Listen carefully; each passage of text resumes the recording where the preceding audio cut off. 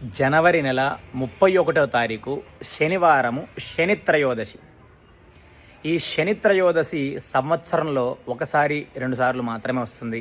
అది ఈ 2026 సంవత్సరంలో మాఘమాసంలో వచ్చింది. చాలా అంటే చాలా విశేషమైనటువంటిది యొక్క మాఘమాసంలో వచ్చే శని త్రయోదశి.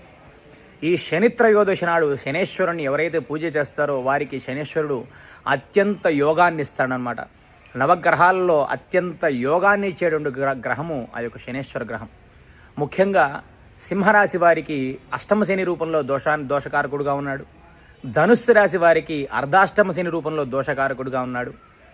కుంభరాశి, మీనరాశి, మేషరాశి వారికి ఏలినాటి శని దోష రూపంలో ఈ యొక్క శనేశ్వరుడు దోషకారకుడుగా ఉన్నాడు.